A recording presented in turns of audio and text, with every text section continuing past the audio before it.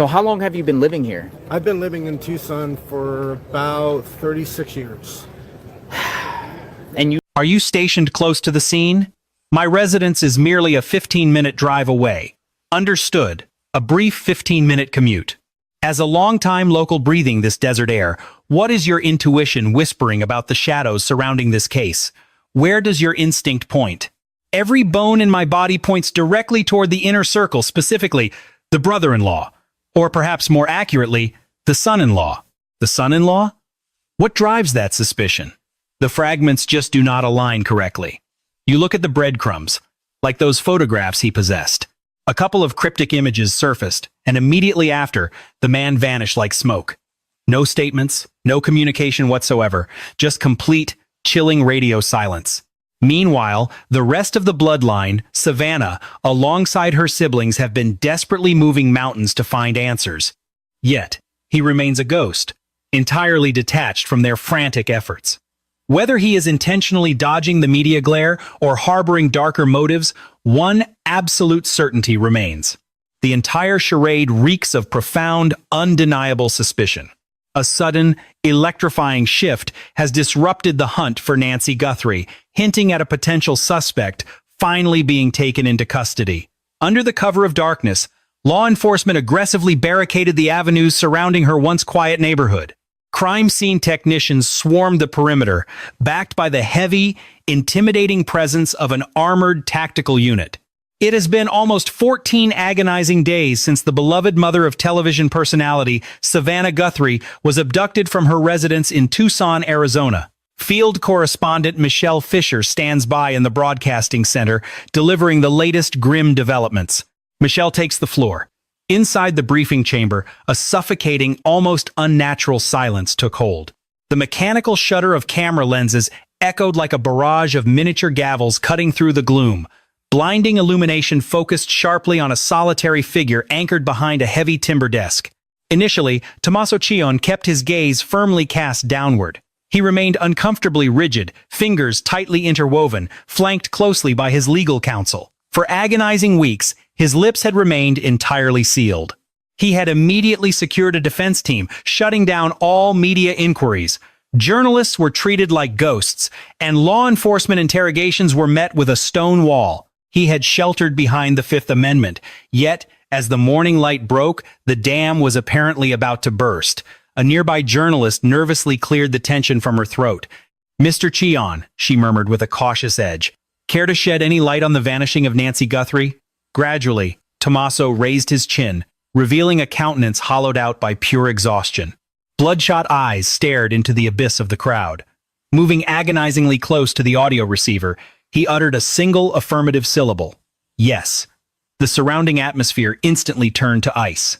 "I am ready to share my piece." A violent eruption of flashbulbs ensued, accompanied by the frantic scribbling of ink on paper. The very oxygen in the room thickened with anticipation. "For an eternity of weeks," he pressed on, "the public has harbored the belief that I brought harm to Nancy." A heavy pause hung in the air as his attorney offered a stabilizing grip on his forearm. Tommaso visibly forced a dry swallow down his throat. However, the actual reality, he confessed with a barely perceptible tremor, is vastly more intricate than the world could possibly imagine. Every journalist in the room instinctively gravitated closer to the podium.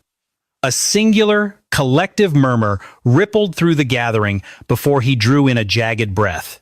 "I was physically present on that fateful evening," Tommaso admitted. Shocked intakes of breath echoed off the walls. "I did, in fact, return to the residence." The crowd's reaction amplified into a jarring crescendo. Yet, the nightmare that unfolded within those walls defied every theory out there. And that precise moment marks the fracture where the universe shifted forever. We look back at the 1st of February, 2026. The setting, Tucson, Arizona. A pale winter dawn crept over dormant, tree-lined suburban roads. Sheltered within an immaculate residence in an ordinarily tranquil community resided 84-year-old Nancy Guthrie. As twilight approached, her existence would be abruptly erased from the property. Nancy was far from being just an anonymous face in the crowd. A grieving widow, she was the matriarch to 5 children and a beloved grandmother. Her professional legacy included a respected tenure managing operations at a local university. Her days were woven with devout volunteer work at her local parish and the simple joy of preparing baked goods for her descendants. Hidden beneath this warm exterior, however, was a delicate medical reality, a cardiac device surgically implanted to keep her heart in rhythm. Though her physical vessel was increasingly vulnerable, her psychological fortitude remained unbreakable. Yet, on that grim first day of February, an unimaginable horror materialized. Nancy vanished into thin air from her personal sanctuary. The scene left behind was deeply disturbing. Her life-saving cardiac implant had been physically extracted, and the surveillance equipment lay in ruins.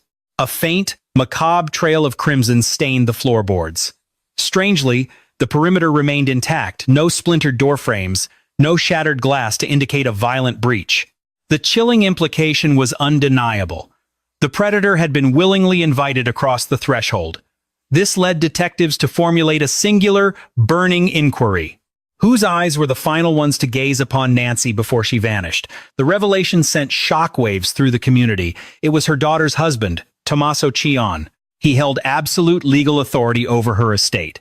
This gave him unchecked access to her financial portfolio and total control over her most critical life choices.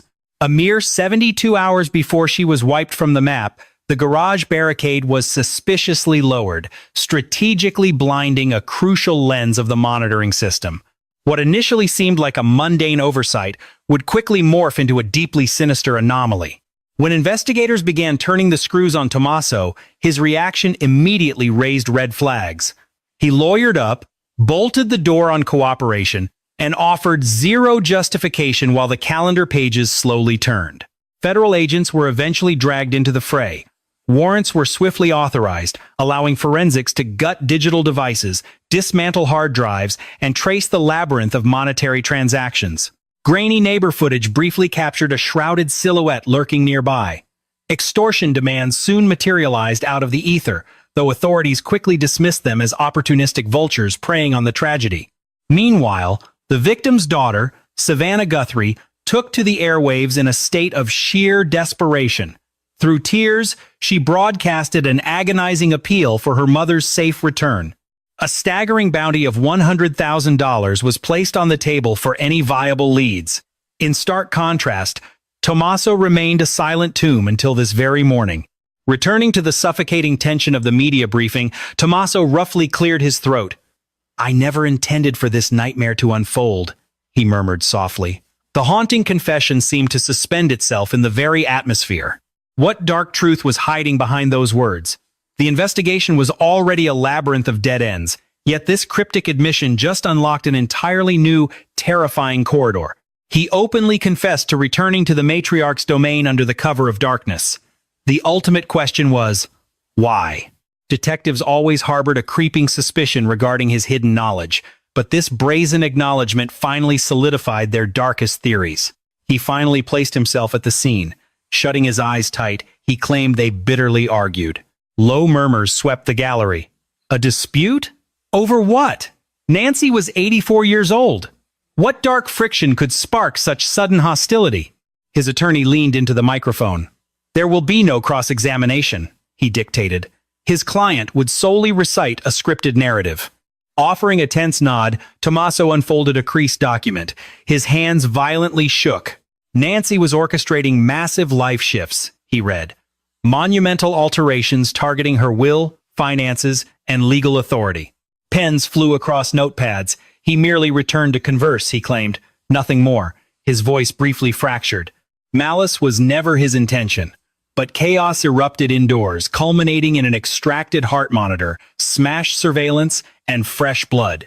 Raising his gaze, he offered a chilling confession. Blind panic consumed him. A suffocating hush reclaimed the room. What sparked this terror? What gruesome sight did he witness? What followed? For weeks, police analyzed the elderly woman's medical implant data. These machines log cardiac pulses in time.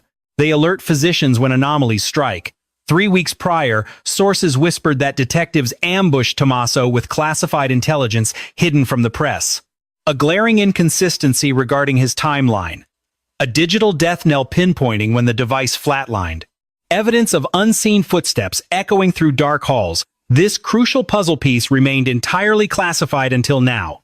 Lowering his script, he dropped the facade. He found her collapsed on the floor, a shuddering gasp ripped through the crowd. She was injured. How? By what? Shaking his head solemnly, he swore he desperately attempted to save her. Tears pooled in his eyes. He claimed helpless confusion, but the narrative plunged darker. He confessed to catastrophic errors, unforgivable blunders. The chilling admissions continued, sabotaging security feeds, clinically extracting her internal hardware, and deliberately failing to dial 911. Another shockwave rippled through the press corps. His next words froze their blood. She was not alone. Total paralysis instantly gripped the room. What sinister reality was he unveiling? If the widow had company, who was hiding in the shadows? Was a phantom prowling the residence? Did the masked silhouette from earlier footage connect? Was he shielding an accomplice or framing a ghost? His eyes fixated on the desk. "I cannot say more," he muttered. Instantly, his counsel terminated the briefing while frantic journalists screamed demands for a name. Did she survive? Where are the remains? Met with stony silence, he turned his back and vanished through the exit. In a flash, weeks of agonizing quiet shattered birthing a sprawling mystery far more terrifying than the void it replaced. The investigation shifted from whispered theories to a concrete confession. He validated the core theory. He returned. He corroborated the dark rumors of a clash. He owned up to irreversible midnight decisions. And terrifyingly, he confirmed she wasn't alone. Outside, broadcast trucks clogged the asphalt while digital shockwaves buzzed coast to coast. Journalist Savannah Guthrie reportedly watched the broadcast live. For weeks, she publicly championed the crusade for absolute truth. She meticulously walked a razor-thin public line, continually refusing to squarely accuse her brother-in-law. Armed with unfiltered data, the paradigm shifted. But was this fragmented truth enough? Deep inside the precinct, investigators ruthlessly dissected old clues through a newly sinister lens, the lowered garage door blinding the camera, pristine locks, untouched by burglars, the eerily silent family hound, Uber logs, the dying electronic pulse from the implant, and the haunting crimson smear. If he truly discovered her battered body, who inflicted the fatal damage? If an elusive phantom shared the airspace, why remain hidden? Furthermore, why maintain a fortress of silence for weeks? As twilight cast dark shadows across the desert, the case's sheer gravity crushed down. The silence was dead, replaced by words. Yet, articulation rarely equates to illumination. Analysts theorized a storm of indictments, willful interference, evidence destruction, or something worse. Yet, seasoned skeptics countered with one undeniable fact. There is still no body. Without a genuine admission of guilt, a labyrinth of dark dead ends remains. Where is the matriarch? Was her heart beating when the wire was ripped out? Who was the unseen player operating in the dark? And what horrific violence bridged the gap between a domestic quarrel and frantic destruction? That early February night remains a profound enigma, though a critical fragment finally shifted. With any movement on the board, the entire landscape warps. Does this shifting piece expose grim reality or bury the truth beneath another sophisticated lie? And the digital footprint extracted from the cardiac device might just be the single smoking gun holding this fragile case together. Because these medical implants are not simple, life-saving tools. They log passing seconds. They graph internal pulses. They capture the exact microsecond the human body catastrophically fails. Exactly 3 weeks before this explosive press conference, law enforcement secretly obtained a comprehensive diagnostic download directly from the victim's heart specialist. The forensic readout was undeniably disturbing. Exactly at 8:42 p.m., her internal rhythm spiked with violent speed, a brutal, instantaneous shock. 5 minutes later, at 8:47 p.m., internal sensors picked up terrifying physical motion in the dark. At 8:52 that evening, her cardiac monitor logged what experts deem acute distress. By 9:03, the transmission went chillingly dark. The silence wasn't a dead battery or glitch, but deliberate physical extraction. This terrifying biometric window shattered the initial alibi Tommaso fed investigators weeks prior. Hiding behind his attorney during early interviews, he swore he departed Nancy's residence without ever returning. Yet, silent digital breadcrumbs pinpointed his cell phone near the property well past 8:30. Cornered, he finally confessed to returning. That single revision completely altered the homicide investigation. Inside a cramped precinct briefing room, detectives huddled around a murder board, displaying warm snapshots of Nancy. Images showed her holding a grandchild and tending gardens. Beside them hung grainy surveillance stills of a disguised silhouette creeping along the perimeter. A dark vehicle idled nearby. The garage shutter was meticulously lowered, blinding the security lens. Tracing the fatal timeline, Detective Morales spoke softly. 8:42 marks physiological trauma. 8:47 registers movement. 9:03 marks the exact physical extraction. Pivoting to the hushed room, she murmured a chilling realization. Just 11 agonizing minutes from attack to absolute nothingness. Heavy silence fell before an investigator asked, if she was already fatally wounded, why did the monitor keep recording? The question hung unanswered. Irrefutable digital evidence implied Nancy was fighting for breath through much of that window. The inescapable conclusion: the brutal act was extremely swift and deliberate. Outside, the national press frenzy reached deafening pitches. Amidst the escalating media circus, Savannah Guthrie issued a brief statement. Her dispatch carried a singular plea. They demanded absolute truth, pledging unwavering collaboration with law enforcement. While deliberately omitting Tommaso's name, the underlying accusation was unmistakable. Behind closed doors, their family foundation rapidly fractured. Caught between her spouse and mother, Annie initially defended her husband. She fervently assured her inner circle he was incapable of such violence. Yet his damning public confession shattered that loyalty, largely due to his shocking admission of sabotaging the surveillance network. He confessed to gruesomely extracting the medical implant, excusing his failure to dial 911 as mere panic. These were calculated cover-ups. They were undeniable, deliberate acts, triggering severe repercussions. Soon, locals whispered dark secrets to journalists. One resident recounted muffled echoes of a volatile argument, while another recalled headlights piercing the late-night darkness.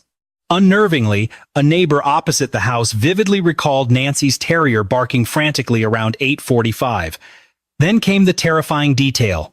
The animal's warning ceased abruptly, implying an authoritative voice commanded it to stand down, a profoundly disturbing psychological nuance. Canines instinctively alert against intruders, yet defer to their pack. Authorities launched a microscopic reevaluation of the compromised hardware. They discovered the motorized garage partition was strategically lowered days prior, positioned precisely to obstruct the driveway camera's sightline. Confronted about this oddity weeks earlier, Tommaso casually dismissed it as a measure to block blinding afternoon glare. Viewed through recent confessions, that excuse felt deeply sinister. The equipment destruction indicated a perpetrator who mapped out blind spots well beforehand. This premeditation circles back to the most haunting fragment of his revised narrative. Someone else was inside. Scouring cellular logs with renewed intensity, detectives unearthed an anomaly. At 8:31, Tommaso accepted a transmission lasting 14 seconds. The caller was completely unregistered. At 8:36, he returned the communication for 9 fleeting seconds. Who was the phantom voice? Cyber investigators initiated a deep trace on the enigmatic digits. The trail exposed an untraceable burner acquired with cash 3 days before the 1st of February. Ominously, it registered near the crime scene before vanishing entirely. Around 9:15, neighboring cameras captured a disguised individual. Face concealed beneath a hood, they moved away with fast, determined urgency. Did this faceless wanderer hold the burner? Or was their presence merely a terrifying coincidence? With every overturned stone, the psychological labyrinth grew darker. Meanwhile, sources claim Annie finally demanded answers following his explosive revelations. Insiders reported she pinned him down with a devastating inquiry. Tell me exactly who else was there. His failure to provide a coherent response created an agonizing domestic void, far more deafening than his public evasions. Legal scholars began debating looming indictments. The preliminary offenses were grim: destroying evidence, obstructing a homicide inquiry, and failing to report a corpse. Navigating prosecution without physical remains is notoriously treacherous. The haunting uncertainty lingered. Did Nancy die in that home, or was she violently relocated? By whom? Operating under extreme secrecy, law enforcement combed the sun-scorched desert expanses just beyond city limits. Forensic teams scrutinized interstate camera footage stretching toward the divide, spurred by the revelation that Tommaso endured a brief detention by Border Patrol weeks prior. Initially dismissed as a benign traffic incident, the context violently shifted. Why was he lingering near the border days after his mother-in-law evaporated? He brushed it off as corporate obligations, but detectives smelled a rat. Unearthing sensitive financial documents added a sinister new motive. Rumors circulated that the matriarch was actively restructuring her estate. A highly confidential legal appointment was cemented for the 3rd of February, 48 hours after she vanished. A revised legal testament was poised to severely cripple Tommaso's access to the family fortune. For countless spectators, that single impending document provided all the justification necessary for murder. But a reason to kill is a far cry from concrete evidence. And the burden of proof weighed incredibly heavy under the crushing scrutiny of a captivated nation, right until a silent breakthrough shifted the narrative entirely. Crime scene technicians cast a fresh, microscopic gaze over the crimson smears left behind within the residence. The stain was surprisingly modest, lacking the chaotic spray of a brutal physical altercation, yet its deliberate trajectory crept away from the corridor and pointed directly toward the vehicle bay, completely bypassing the main entrance and the rear garden. It aimed straight for the carport. This was the exact same space where the heavy rolling door remained shut tight, perfectly concealing the area from every single surveillance lens. Detectives swabbed and analyzed the cold cement beneath their feet, uncovering microscopic threads clinging to the drainage grate, thick, heavy strands indicative of a padded transport quilt, the grim sort utilized to conceal heavy cargo or human remains. Should the elderly woman have been relocated from that spot, she was likely hoisted up, bundled within that dark fabric, and completely swallowed by the shadows. The lingering question remained: was this the labor of a lone predator or a collaborative effort? One must echo Tommaso's own chilling claim that she had company that night. Should his statement hold any validity, an unknown phantom out there holds the key to the entire gruesome sequence, remaining cloaked in a deeply unsettling silence. Behind closed doors, a grand jury assembled in absolute secrecy while subpoenas dragged individuals to the stand, followed by cyber forensic specialists who decoded the chilling secrets trapped inside the cardiac implant. Forensic accountants untangled a web of banking transactions as relatives offered their own fractured memories, allowing authorities to painstakingly stitch together a chronological map of the tragedy. However, rigid schedules fail to capture the suffocating dread of the moment. They cannot reveal the raw terror that poisoned the air inside those walls during that critical 11-minute window. Did an innocent misstep lead to a fatal tumble? Did a verbal dispute escalate into lethal violence? Or was this a meticulously orchestrated execution set into motion months prior? Detectives cast a suspicious eye toward the evening meal, guided by cellular data proving that takeout was requested, resulting in a dual-portion delivery arriving exactly at 7:12 p.m. This confirmed the victim was still breathing, sitting down to dine, which begs the chilling inquiry: who was the phantom sharing her table? What dark words were exchanged to sour the atmosphere? And what unimaginable horror triggered her pulse to skyrocket at precisely 8:42 p.m.? Furthermore, what monstrous instinct compels a perpetrator to physically extract a life-saving machine rather than dialing emergency services? As public scrutiny reached a boiling point, the state's attorneys methodically laid the groundwork for criminal indictments. Yet they proceeded with surgical caution, knowing full well that formally accusing a suspect crosses an invisible threshold from which a retreat is utterly impossible. Moreover, if a secondary accomplice truly orchestrated this nightmare, that unseen figure remains lurking in the periphery, observing the fallout, biding their time, and perhaps trembling in the dark. Society had been fed mere fragments of the grim narrative, and while Tommaso finally decided to speak, his revelations were nothing more than carefully calculated half-truths.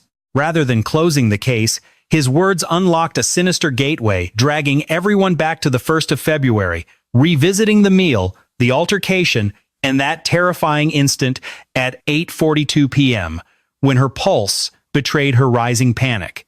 Unearthing the raw, unvarnished truth requires us to step over that threshold once again and inhabit those haunted halls. We must return to that shadowy evening, meticulously reassembling the agonizingly slow tick of the clock to comprehend the final interactions of an 84-year-old matriarch. We must examine the very individuals who held her ultimate confidence, dropping back into the frigid reality of February 1st, 2026.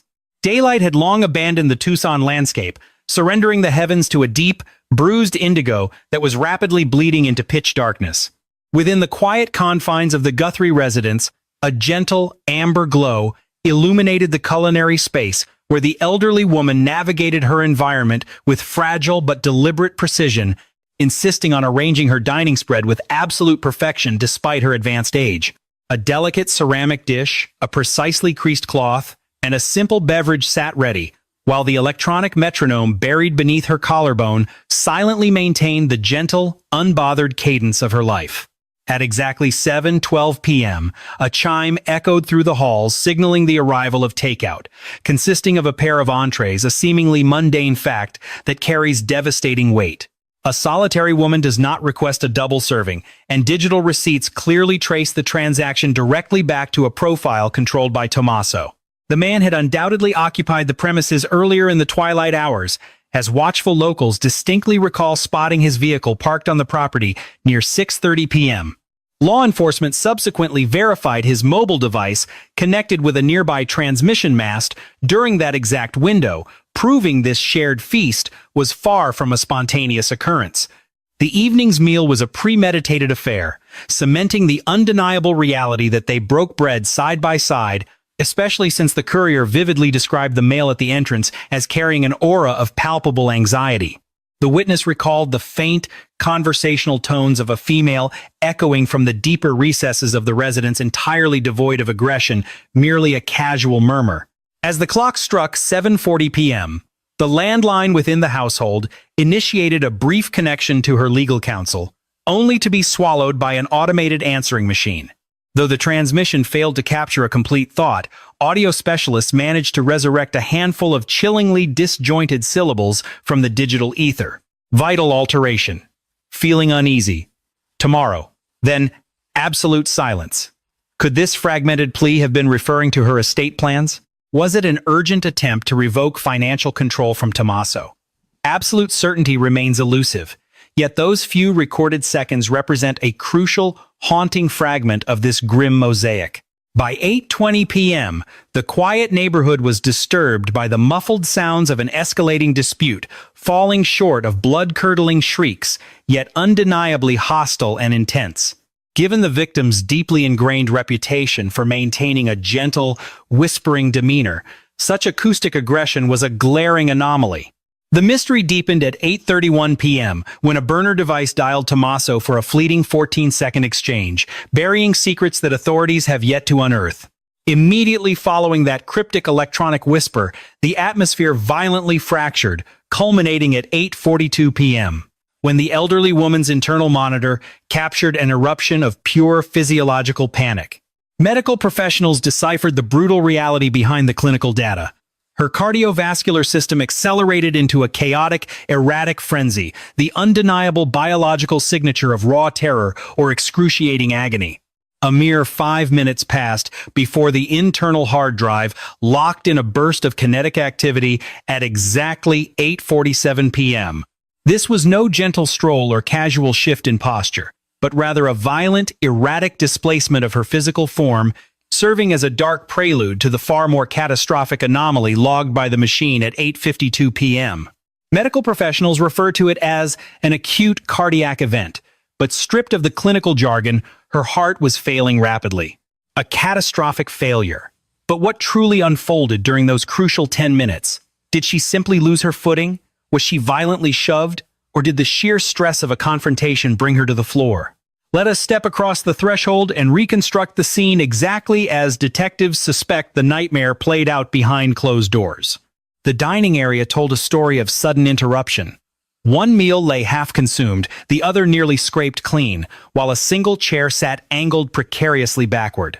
There was no shattered glass, No overturned furniture, yet the atmosphere must have been suffocatingly thick. Insiders tied to the probe suspect this was the exact moment she informed Tommaso about an impending overhaul of her estate planning. It is highly probable she finally voiced her intention to strip him entirely of his grip on her finances. Such a revelation would have ignited a powder keg of tension. The intoxicating blend of wealth and authority possesses a terrifying power to twist human nature. Digital forensics paint a chilling picture. At exactly 8:40 in the evening, cellular pings track his device drifting away from the kitchen and directly into the narrow corridor. A mere 120 seconds passed before her biometric data recorded a massive, terrifying adrenaline surge. Authorities are convinced this was the precise instant the evening descended into violence. Investigators hypothesize that she abruptly rose to her feet, potentially ordering him to vacate the premises immediately. She might have threatened to contact the authorities, or bluntly confessed that her faith in him was entirely shattered. With tempers already flaring, the psychological pressure in that room would have been absolute. Consider the claustrophobic reality of a heated dispute confined within a cramped passageway. The physical distance vanishes. Shouting escalates, and every single gesture turns dangerously erratic. It takes only a fraction of a second for a defensive reach to become a brutal grab, or for a moment of anger to manifest as a lethal shove. At 84 years of age, human anatomy is painfully delicate. While a healthy youth might walk away from a stumble with mere discoloration, the elderly face a much darker reality. For a woman of her advanced years, hitting the ground spells catastrophic fractures or total organ trauma. The minimal crimson smudges discovered later point away from a frenzied bludgeoning, heavily implying a laceration sustained by striking a hard surface during a sudden descent. Looming in that very corridor sat a console table characterized by an unforgiving, jagged wooden edge. Crime scene technicians noted its exact elevation, discovering a chilling alignment with the blunt force trauma pattern on her skull. While circumstantial, the geometric correlation is impossible to ignore. As the clock struck 8:47 at night, the internal cardiac device registered sudden physical shifting. This could mark the moment she hit the floor or the instant he attempted to drag her motionless form. There remains a haunting possibility that she was awake and aware. 5 agonizing minutes later, her cardiovascular system spiraled into catastrophic failure, the specific window he later characterized as sheer, blinding panic. His official narrative insists he stumbled upon her collapsed body. Yet the irrefutable digital footprint proves he was present in the house, actively engaged in the dispute. The ultimate question emerges. Did he merely discover the tragic aftermath, or was he looming over her as gravity took hold? The legal distinction between the two is everything. When that critical moment arrived at 8:52 in the evening, the phone remained conspicuously silent. There was no frantic dial for paramedics, no plea for rescue, no hospital run. Detectives suspect a far more sinister sequence of events took priority. Just 3 minutes later, his mobile device ceased all outbound communication entirely. Yet, the internal global positioning continued its silent betrayal, tracking his quiet progression directly toward the vehicular bay. Then came the darkest timestamp of the night, 9:03. The rhythmic transmission from her implanted defibrillator abruptly vanished. It had been forcefully extracted. Medical experts emphasize that tearing such a mechanism from the chest cavity demands horrific physical exertion. It is a brutal, agonizing procedure, one utterly devoid of any life-saving intent. What could possess someone to commit such a gruesome act? Criminologists propose a chillingly logical motive: destroying the mechanical witness that could pinpoint her exact terminal breath. The second the internal circuitry is severed, the physiological logbook goes dark. If an assailant needed to fabricate a synthetic timeline, obliterating this hardware is the ultimate safeguard. However, executing such a macabre extraction requires chilling presence of mind. Even bathed in adrenaline, making that choice demands calculation, raising doubts over whether he was paralyzed by shock or driven by sheer self-preservation. Furthermore, the crimson streaking etched a path, deliberately aiming away from the front door and potential rescue, terminating instead in the shadowy confines of the car park. This was an area conveniently shielded from surveillance lenses. It was a space where forensics would eventually uncover frantic, localized bleach wiping and extract a ghostly tire tread from the otherwise pristine cement. A quarter past the hour brought another disturbing anomaly. Neighboring security cameras captured a heavily obscured individual, face tucked away, striding past the property with urgent purpose. Whether this phantom was fleeing the scene, just arriving to assist, or simply an unfortunate coincidence remains unverified. Yet, the presence of the disposable burner mobile cannot be ignored. That untraceable device registered on local cell towers at roughly 20 minutes to 9, flashed again a half hour later, and then was permanently extinguished from the network. Back within the walls of the residence, authorities theorize she clung to life during the initial cardiac distress at 8:52. But 11 minutes later, the violent removal of the device sealed her fate. The most horrifying unknown of this entire saga is whether she drew breath during the brutal extraction. It is a deeply unsettling mystery that continues to haunt the investigative team. The concrete facts remain completely damning. No emergency dispatch was ever triggered. Instead, surveillance electronics were systematically smashed, biological traces were scrubbed raw, and an elderly woman vanished into the night.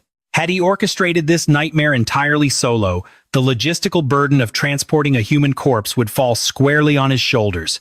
But the evidence hints at a deeply troubling alternative, an accomplice hidden in the shadows, which spirals directly back to his own haunting admission. There were others present. If a third party genuinely crossed the threshold that evening, what was their true identity? What sinister purpose drew them to the property? Were they welcomed guests, or did they materialize as a direct result of that brief, cryptic 14-second communication? Law enforcement now heavily leans toward the theory that the fleeting transmission was a premeditated cue, an activation code. This shatters the illusion of a spontaneous accident. The malignant undercurrents likely fermented for weeks. The victim was slated for a critical sit-down with her legal counsel. Massive structural adjustments were on the horizon, threatening to dismantle the existing power dynamic. To a certain breed of individual, relinquishing dominance is akin to a death sentence. Yet, this morbid sequence barely scratches the surface of the evening's horrors. The hours trailing past 9:15 are riddled with erratic maneuvers, concealed evidence, and gaping black holes in the timeline. In fact, the murky window stretching from 9:15 until the stroke of midnight just might hold the darkest, most pivotal secrets of the entire investigation. Ultimately, the shadowy events that transpired between 15 minutes past 9 and midnight could prove to be the most devastating pieces of the entire puzzle. At exactly 9:18 that evening, the digital pulse of Tommaso's cellular device flickered back to life, breaking a heavy silence that had stretched for nearly 20 minutes. The device had not been dead, merely dormant, resting in utter darkness without a single screen tap. Then, abrupt geographical shifts betrayed movement, tracing a restless path from the garage space into the kitchen, continuing toward the rear exit and pacing back once more. For the detectives piecing together the timeline, this erratic wandering represents a chilling window of post-incident activity, a frantic period spent erasing physical traces, calculating risks, and ultimately making a very dark choice. By 9:26 p.m., a single outgoing dispatch slipped from Tommaso's handset into the night, carrying a chillingly brief payload. It read simply, "Handled." A solitary, loaded word directed toward an anonymous, unsaved recipient. The very same disposable burner device previously flagged in the investigation. No reply ever echoed back from that untraceable line. Yet cellular triangulation painted a haunting picture, proving the recipient was lingering a mere 2 miles from the residence when the message arrived. That 7-letter confirmation has since morphed into the absolute epicenter of the inquiry. What precisely was taken care of? A volatile dispute, a fatal misstep, or the disposal of human remains? When interrogators finally pressed the husband regarding this cryptic communication, his defense was incredibly brief, claiming complete amnesia. But while human memory conveniently fades, digital footprints harbor no such forgetfulness. The clock struck 9:41 p.m. when a shadowy automobile was observed creeping out of Nancy's property. Faint, glowing headlamps pierced the darkness on a neighbor's surveillance camera, situated 3 properties away. Though the visual feed suffers from heavy pixelation, forensic video analysts are confident the phantom silhouette perfectly aligns with the contours of Tommaso's sport utility vehicle. The creeping machine paused for a fleeting second beside the postal box before sliding into the suburban gloom. The passenger seat offered no glimpse of Nancy, nor did the shadows reveal any other occupants riding along. Yet, the eerie rhythm of the vehicle's departure spoke volumes. There was no screeching of tires, no frantic escape, only an intensely deliberate, chillingly cautious progression into the night. At 10:07 that evening, the husband's digital signal struck a transmission mast on the far eastern edge of Tucson, a significant distance from the suburban sprawl. The coordinates pointed directly toward a vast, unforgiving expanse of arid wasteland. It is a desolate terrain, devoid of street lamps, populated by nothing but shadows and brush, entirely blind to the watchful eyes of security lenses. Authorities combed this very wilderness many weeks after the fact. Their search yielded fresh vehicular tracks biting into a dusty trail alongside distinct patches of unnaturally displaced earth. However, the one thing they desperately sought, Nancy herself, remained swallowed by the landscape. At least, not then. As the night deepened to 11:12 p.m., Tommaso's locator beacon settled back into the vicinity of his own residence. Through it all, he never dialed emergency services, nor did he reach out to a single relative. As dawn broke at 7:15 the following morning, he fired off a calculated message to Annie, casually mentioning that her mother was failing to return his calls. Investigators are now scrutinizing that morning after communication with microscopic intensity, given that digital records conclusively place him deep inside Nancy's dwelling just hours prior. If he was already acutely aware of the tragedy, why orchestrate a message painting himself as the oblivious, concerned partner? Exactly at 8:03 in the morning, he finally connected with 911 dispatch operators. The audio recording of that call captures a chillingly serene tone, one that seasoned detectives found unnervingly composed. He calmly reported her sudden vanishing and casually threw in a detail about the disabled security equipment. He made sure to highlight the crimson stains left behind, yet completely omitted any reference to their explosive confrontation, deliberately withholding the fact that he had ventured back to the property. Furthermore, he kept absolutely quiet regarding the surgical extraction of her cardiac implant. These grim confessions would only surface much later, dragged into the light after weeks of a stonewalling silence. The truth only began to bleed out once the internal biometric data was laid bare, forcing his hand as the investigative net tightened ruthlessly around him.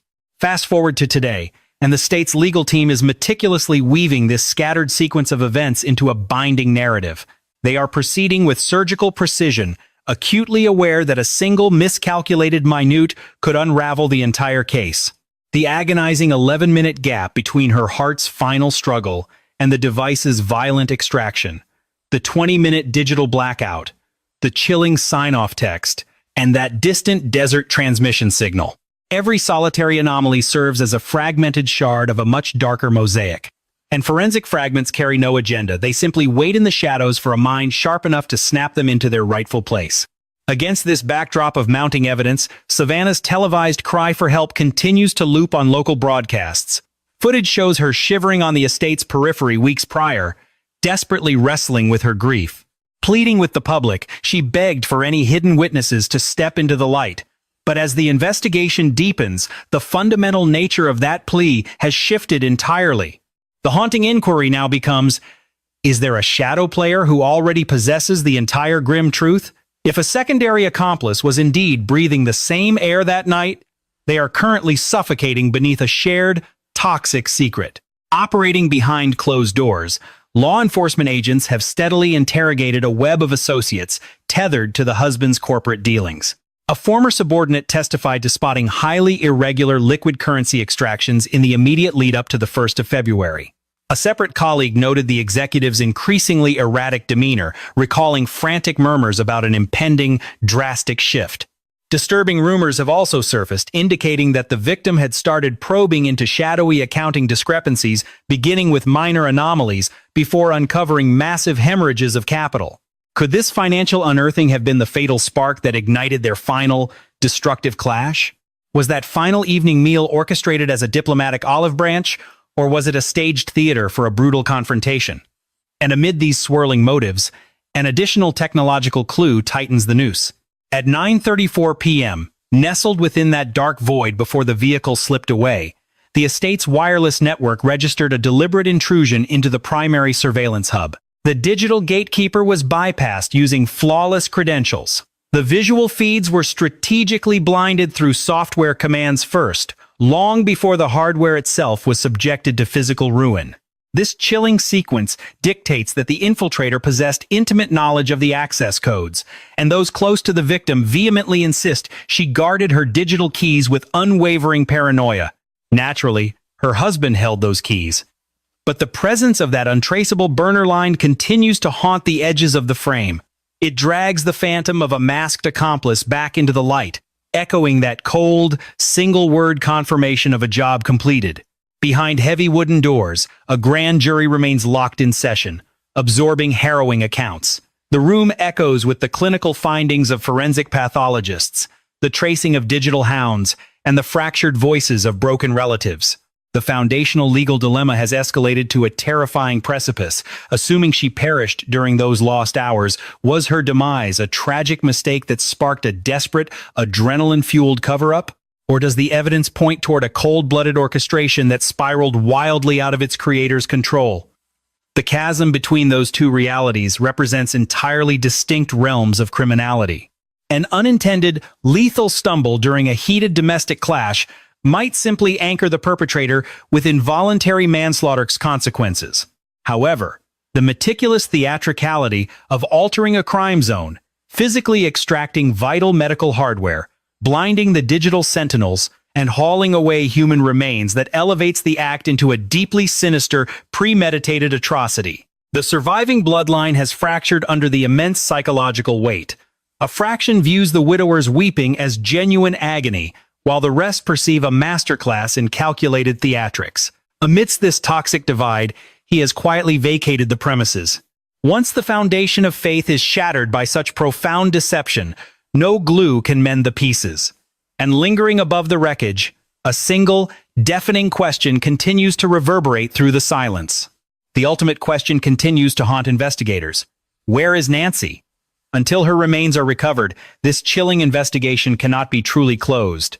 Recovery units are currently gearing up for another deployment to that barren stretch of desert where the critical cell tower ping originated. Specialized canine units are slated to sweep the area once more, while ground-penetrating radar might be deployed to peer beneath the desolate surface. The operating theory remains grim but logical. If she was transported to that wasteland under the cover of darkness, the unforgiving dirt might still hold its secrets. Furthermore, if a secondary accomplice was present inside the residence, they are likely monitoring the broadcasts at this very moment, agonizingly aware that the investigative net is tightening. They must realize the forensic puzzle pieces are falling into place, and that absolute secrecy is an illusion. After all, Tommaso eventually fractured under the pressure and spoke.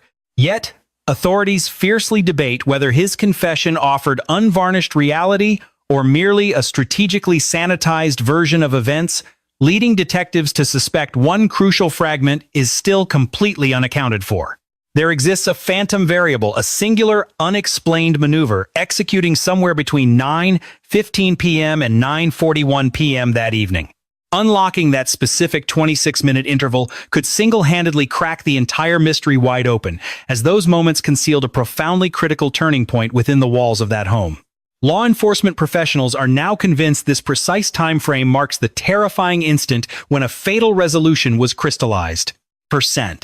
It was no longer a matter of a domestic dispute spiraling out of control or frantically dialing for medical assistance. It was a cold, calculated pivot toward constructing tomorrow's alibi. Let us analyze the timeline meticulously. Digital logs indicate that at exactly 9:17 p.m., the primary garage door crept up to a midpoint position, halting abruptly before sealing shut once more. A mere 3 minutes elapsed before the mechanism engaged again, retracting completely and then lowering. What sinister purpose does such an erratic sequence serve? Profilers and forensic experts theorize this was a methodical test run, a deliberate effort to gauge the visual parameters of the security lenses and verify the shadows. Keep in mind, however, that the exterior driveway lens had been deliberately obstructed several days prior, strongly suggesting the perpetrator already possessed intimate knowledge of the property's surveillance vulnerabilities. By 9:22 p.m., infrared sensors tripped inside the vehicle bay. The overarching security network logged this physical activity perfectly, despite the visual footage being systematically wiped later on. This captured disturbance spanned exactly 46 seconds.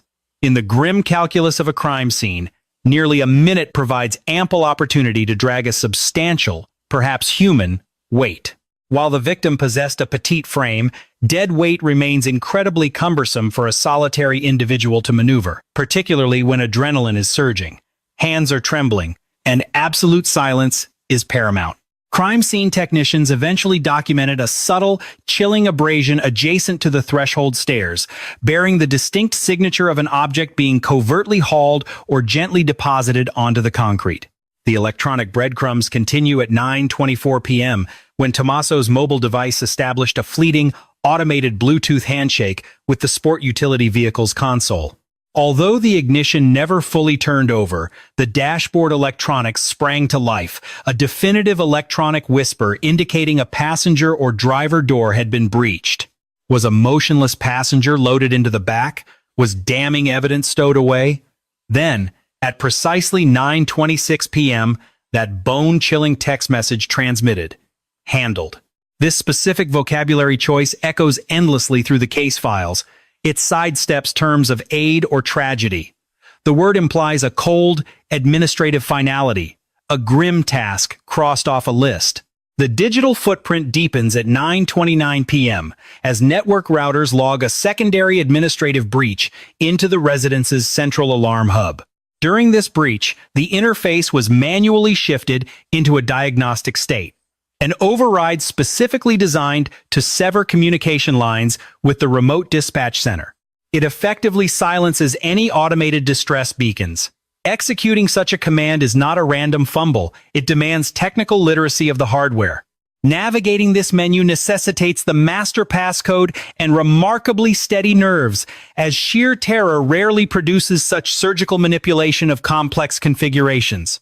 The timeline hits 9:34 p.m., marking the moment the exterior patio illumination was purposefully extinguished at the switch. Surrounding residents emphatically assured law enforcement that the victim religiously maintained that specific fixture post-sunset without fail. It was an ingrained security measure. Yet on this fatal evening, the yard was plunged into shadows. The sport utility vehicle finally rolled away from the curb at 9:41 p.m. There were no screeching tires or erratic acceleration, just a measured, stealthy departure orchestrated to blend seamlessly into the quiet neighborhood. The focus then pivots to the eastern outskirts of the city. By 10:07 p.m., vehicular telemetry positioned the transport along a remote, unpaved trail, the exact wasteland sector authorities would later comb through. 5 minutes later, at 10:12 p.m., the cellular tracking completely stalled, anchoring at a dead stop for exactly 9 agonizing minutes. Idling in pitch blackness for nearly a decade in seconds, what dark deeds occupy such a window? A hurried march into the brush, the carving of a makeshift grave, discarding contraband, or perhaps a clandestine rendezvous with an accomplice? Do not forget the parallel digital ghost. That untraceable burner device similarly registered a geographic strike in that identical desolate vicinity right around 10:05 p.m. A pair of distinct mobile transmitters converging on a single, isolated coordinate is a statistical anomaly impossible to dismiss. This synchronization has led investigators to seriously entertain the prospect of a co-conspirator. Nevertheless, prosecutors remain incredibly cautious. Having a strong suspicion is vastly different from securing a conviction, and the burden of legal proof demands ironclad substantiation. Upon breaching the residence the following dawn, emergency personnel encountered a deeply unsettling tableau. The volume of biological evidence was suspiciously minimal. Surveillance hardware had been visibly sabotaged, yet the interior completely lacked the chaotic devastation typical of a violent struggle. It was immaculate, unnervingly so, bearing the unmistakable hallmarks of a methodical sanitization following a horrific event.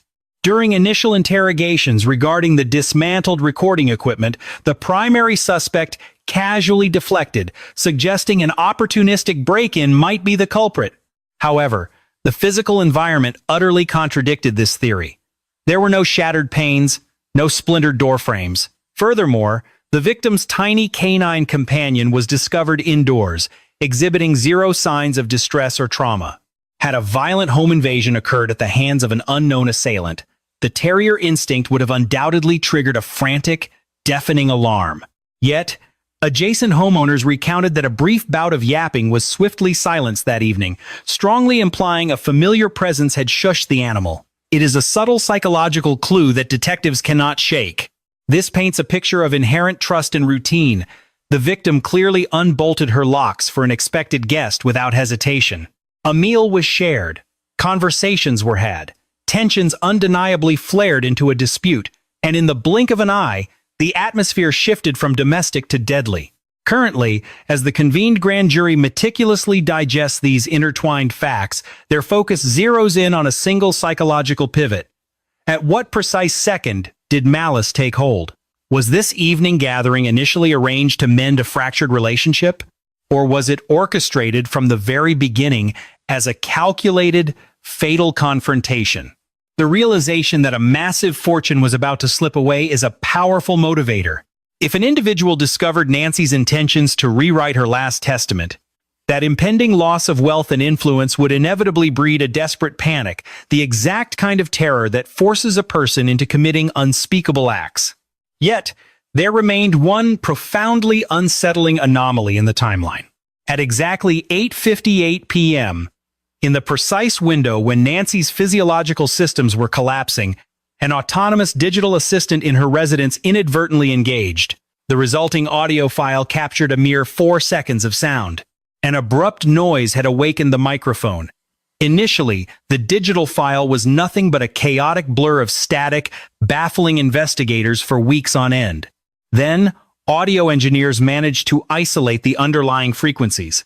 When the enhanced playback echoed through the precinct, a chilling hush fell over the room. It was unmistakably a female voice, uttering a single desperate syllable, "Please." A violent, heavy impact immediately followed, and then came absolute stillness. There was no complete thought, only that solitary plea. The ambiguity is haunting. Was she begging for salvation?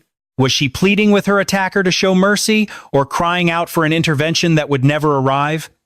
When prosecutors eventually presented this recording to a grand jury, the impact was visceral. Several members of the panel instinctively looked away, unable to bear the emotional gravity of the recording. That agonizing audio fragment dragged the cold, clinical sequence of events into a devastatingly human reality. It made the horror palpable. Tommaso has maintained a strict public silence regarding the file, while his defense team dismisses it as circumstantial noise. However, the timestamp aligns flawlessly with the fatal spike on the victim's cardiac device, and in a murder investigation, coincidences rarely exist. The district attorney's office is currently weighing the evidence, meticulously calculating if the current case is robust enough to secure a conviction. The authorities are acutely aware of the intense public scrutiny surrounding this tragedy. They understand that a single misstep could prove catastrophic, and above all, they recognize the profound necessity of avenging Nancy's untimely demise. Nevertheless, the criminal justice system does not operate on suspicion alone. A jury demands an impenetrable narrative constructed on absolute proof. The pursuit of that undeniable truth is tantalizingly near its conclusion. The exhaustive excavation in the wilderness remains active, and the shadowy figure who bought the burner phone is slowly being cornered. Furthermore, forensic accountants are continuing to meticulously dissect every hidden anomaly within the victim's sprawling financial portfolio. Most critically, a crucial individual might finally be preparing to break their silence. This confidant, deeply embedded within Tommaso's inner circle, likely possesses the terrifying context behind the cryptic message claiming the situation was, quote, handled, unquote. Should this associate decide to testify, the entire foundation of the investigation will be permanently altered. Secrets carry immense weight, and the heavy facade of silence in this conspiracy is rapidly fracturing. Yet, the darkest chapters of this mystery are only just coming to light. The impending disclosures regarding the arid excavation site threaten to entirely upend everything detectives thought they knew. The imminent forensic revelations pulled from that desolate wasteland are poised to violently pivot the trajectory of the entire homicide inquiry.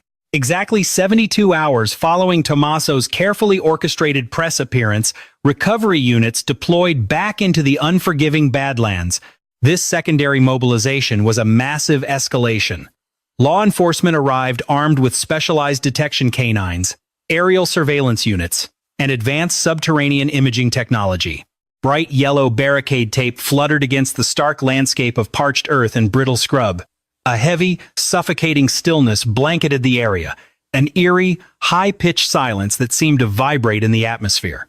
Lead investigator Morales positioned herself near the rugged trail where the suspect's sport utility vehicle had suspiciously idled for exactly 9 minutes.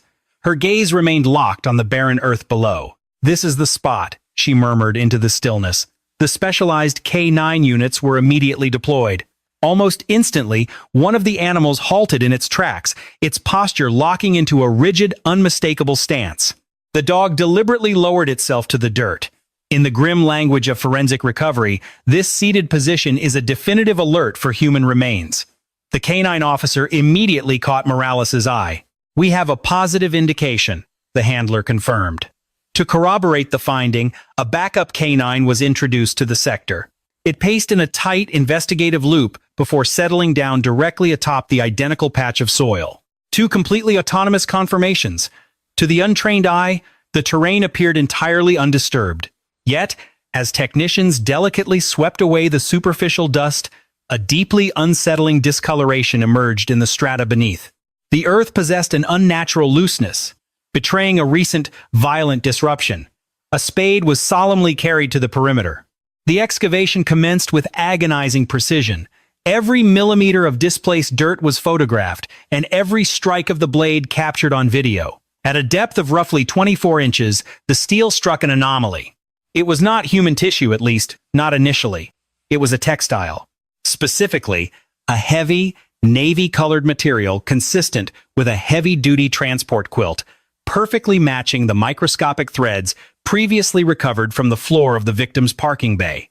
The quilt was half entombed in the gravel, crumpled as though it had served a morbid purpose. Yet, the folds concealed no biological material. The makeshift shroud was entirely empty. Morales shut her eyes for a fleeting moment as the reality of the discovery set in. It was a monumental breakthrough. While it did not provide ultimate closure, it undeniably tethered the microscopic evidence at the primary residence directly to this desolate grave. This proved without a shadow of a doubt that a payload had been moved to this remote location. The terrifying question remained: where was the victim? If her body had reached this destination, what could possibly explain an abandoned shroud? The logical deduction was chilling: either an unforeseen event abruptly derailed the burial, or the cargo was handed off to a secondary operative. Immediately, authorities expanded the forensic grid. Unmanned aerial vehicles methodically swept the adjacent ravines and parched river channels. As the sun began to dip low on the horizon, the silence was shattered by a second grim find. Approximately 90 feet from the original excavation, a glint of metal caught the light. Half submerged in the silt and caked in grit lay a peculiar, palm-sized device. Evidence specialists extracted it with surgical precision. Though deformed and heavily battered, its identity was unmistakable: the titanium shell of a cardiac regulator. The engraved identification code was a flawless match to the victim's implanted life support unit. When dispatch confirmed the serial code, a graveyard stillness consumed the command center. The implications were monstrous. The murderer had surgically extracted the electronic tracker at the primary crime scene, ferried it out to the Badlands, and tossed it into the dirt. Yet, the remains were nowhere to be found. This macabre detail birthed a terrifying new theory. Perhaps this patch of scrub was never intended to be the final resting place. The victim might have been relocated yet again. The isolated 9-minute halt at 10:07 p.m. was likely not a burial at all. Detectives now suspected it was a pre-arranged rendezvous. Simultaneously, digital telecommunication logs exposed a damning digital footprint. At precisely 10:15 p.m., mere moments after the vehicle resumed motion, the primary suspect's smartphone initiated a fleeting wireless handshake with an unidentified receiver. This signal did not originate from the onboard computer of his utility vehicle. It was an entirely foreign piece of hardware. The digital link remained active for exactly 18 seconds before severing entirely. Homicide detectives are now operating under the chilling assumption that an accomplice's automobile was idling in the dark. Should this hypothesis prove accurate, it signifies that a lifeless body was violently exchanged between two vehicles under the cover of night. It confirms that the killer was not working alone, and a co-conspirator is still out there, walking free. Within the sealed confines of the grand jury room, this damning new physical evidence was laid out for all to see. The soiled blanket, the extracted pacemaker, the digital breadcrumbs of a Bluetooth connection, and the chilling audio recording of Nancy begging with a single word, "Please." According to inside sources, one juror was heard murmuring a profound realization this was never about panic, because blind panic rarely orchestrates calculated midnight excursions deep into the barren wasteland. Blind panic certainly does not involve the methodical transfer of unknown cargo between two idling vehicles in the dark, nor does it typically require the acquisition of untraceable burner phones. The psychological vice tightening around Tommaso intensified almost overnight. A swarm of eager journalists established a relentless vigil right outside the perimeter of his residence. Annie had completely vanished from the public eye for several days. Meanwhile, Savannah released an updated public statement, noting their family's profound gratitude for the relentless dedication of the investigating authorities. She vowed they would never cease looking for their mother. Yet, the underlying atmosphere had fundamentally shifted. The naive hope that once laced her words had hardened into cold, unwavering resolve. In parallel to the unfolding family drama, detectives successfully pinpointed the exact retail outlet where that clandestine burner device was originally acquired. Grains of surveillance footage from the shop captured an obscure silhouette, deliberately concealed beneath a low-pulled baseball cap and dark-tinted sunglasses. The transaction was completed entirely with untraceable cash. No identification was ever provided, but analysts closely studied the suspect's physical dimensions, concluding the individual possessed a leaner, slightly taller frame than Tommaso. The figure was slender, moving with an unnerving, deliberate swiftness. Could this have been the same masked phantom spotted lurking near the property? Detectives strongly suspected a connection. Law enforcement immediately began combing through roadside camera feeds surrounding the desolate stretch of wilderness on that fateful night. If a clandestine rendezvous occurred between two cars, the digital eyes of the highway might have caught them sliding into or fleeing from the area. Every single second of that evening is undergoing intense forensic scrutiny.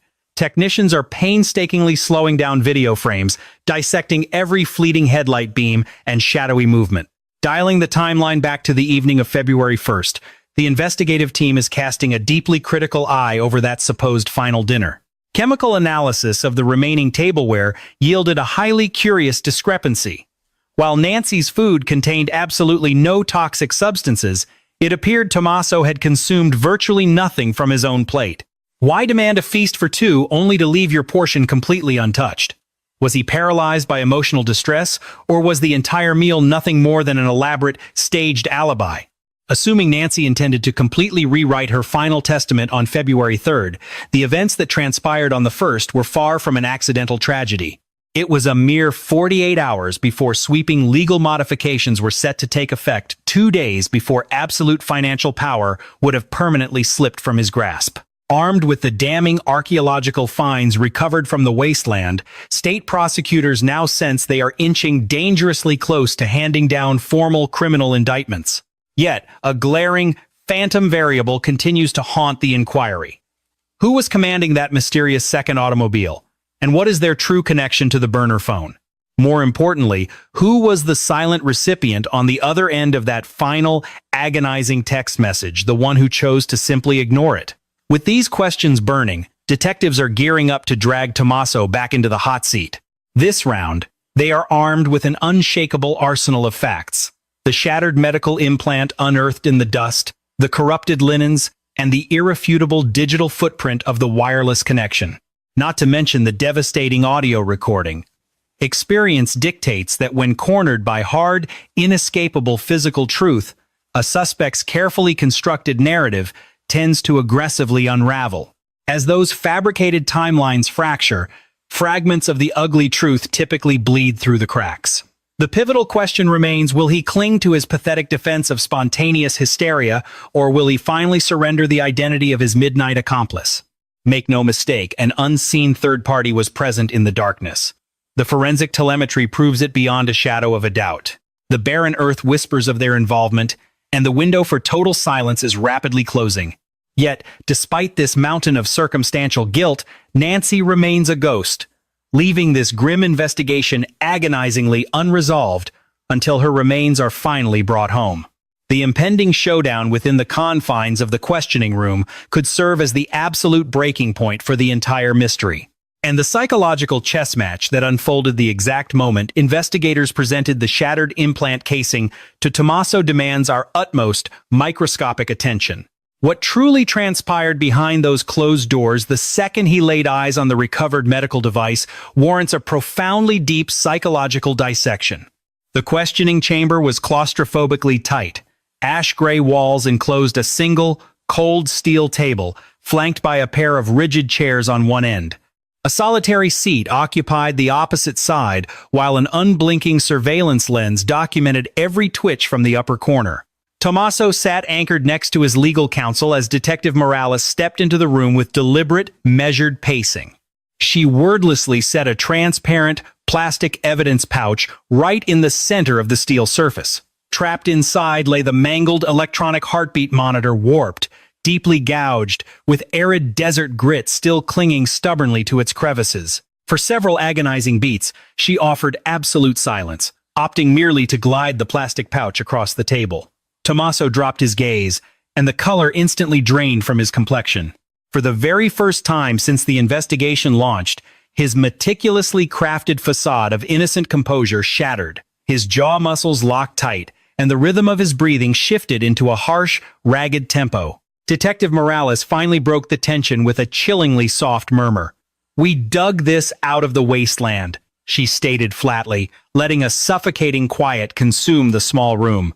"Blind fear doesn't steer a man down a forgotten dirt trail in the dead of night," she pressed on. "Panic doesn't orchestrate the burial of bloodied linens, and it certainly doesn't coordinate a digital rendezvous with a phantom vehicle." The prime suspect remained fixated on the cold metal surface before him. His attorney leaned in with a hushed warning, prompting a single, mechanical nod from Tommaso before he finally raised his eyes. "I never engineered her death," he murmured in a hollow tone. The sheer weight of that specific phrasing poisoned the room's atmosphere, a masterclass in guilt. He didn't claim she survived, nor did he deny inflicting harm. He merely stated that the lethal outcome was not part of the original design. The detective closed the distance between them, leaning heavily over the table. "Who accompanied you?" she demanded. An excruciating pause followed, dominated only by the deafening, rhythmic strike of the analog wall clock. Tommaso squeezed his eyes shut as if bracing for impact. "There was another party involved," he confessed. His legal counsel frantically attempted to interject, but the dam had broken, and Tommaso barreled straight through the interruption. He admitted to placing an encrypted call the moment the domestic dispute concluded. That brief, 14-second digital handshake with the untraceable burner device, the lifeline to the phantom in the mask. It was a deeply calculated maneuver. "He arrived to provide assistance," Tommaso whispered. "Provide assistance with what, exactly?" The investigator fired back instantly. "With the predicament." There was that deeply sanitized terminology once more. They were highly calculated syllables. Yet they inadvertently exposed far more horrific truth than he likely intended. The suspect spun a narrative claiming that once Nancy collapsed during their volatile confrontation, sheer terror took over. He alleged that her skull collided violently with a hard surface during the descent. He insisted that a faint breath still rattled in her lungs for a fleeting window of time following the impact. Paralyzed by the escalating horror, he maintained that he was completely devoid of any rational plan. Rather than immediately dialing 911 for emergency medical intervention, he reached out to a deeply trusted underworld confidant, a corporate associate burdened by an unpaid debt. And shortly thereafter, that shadow stepped through his front door. Suddenly, scattered clues align. The secondary automobile, the digital Bluetooth handshake, the displaced bedding. Tommaso's narrative claims his shadowy accomplice proposed fabricating a break-in, destroying surveillance lenses, and extracting the cardiac device. Manufacture a home invasion. the accomplice supposedly directed. Both men transported her body. Yet, the darkest revelation haunting seasoned detectives involves the timeline. By his own admission, Nancy's final breath didn't cease within the corridor or kitchen, but inside the freezing garage. This devastating chronology suggests she remained conscious, clinging to life, while being handled and as terrible fates were sealed. Prosecutors are scrutinizing this exact narrative fragment. If she drew breath while they ignored summoning aid, the legal paradigm completely shifts. Interrogators increase the psychological pressure, demanding one agonizing answer. Where is she? The suspect reportedly wept, delivering a hollow denial. His official story insists that, following a clandestine desert rendezvous, his counterpart seized control. Tommaso alleges he abandoned the wasteland and drove home, claiming the accomplice relocated Nancy's remains to an undisclosed destination. While he shielded his co-conspirator's identity from the public, law enforcement operatives successfully extracted the name. A mandate commands the apprehension of Tommaso Tion on severe charges, including hindering an investigation, manipulating forensic materials, and manslaughter. Authorities are closing the net around the secondary figure while recovery crews broaden their search grid. The narrative transcends mere silence. We are examining panic-driven maneuvers and an allegiance mutated into a criminal enterprise. Nancy Guthrie represents far more than a sensational snippet. She was an 84-year-old matriarch, a gentle soul whose fundamental mistake was placing unwavering faith in her bloodline. If this timeline proves accurate, her terminal minutes were saturated with terror. An acoustic recording capturing a desperate pleas separates human suffering from idle speculation. We are dissecting the violent cessation of a human life. As the clock ticks, Nancy's physical whereabouts remain an agonizing mystery. The grueling recovery quest pushes forward. The judicial wheels are turning, with reality continually peeled back. Retribution remains incomplete, yet the suffocating wall of quiet has undeniably shattered. If you harbor any fragment of insight regarding the vanishing of Nancy Guthrie, contact the Tucson Police Department or submit an uncredited lead. Cases like this serve as a stark warning about the vulnerability of aging populations, emphasizing the necessity of guarding against predatory monetary abuse. We must speak up the moment intuition whispers of danger. Nancy deserves undeniable truth, and her family is owed the peace of definitive resolution. Every microscopic shift in this heavily monitored narrative will be relentlessly tracked right here. If you stand firmly for accountability, circulate this haunting narrative, elevate collective awareness, and subscribe to our ongoing pursuit, ensuring no sinister secret remains buried. Our commitment is unwavering. The investigation never ceases until every buried lie is laid bare under the harsh light of reality.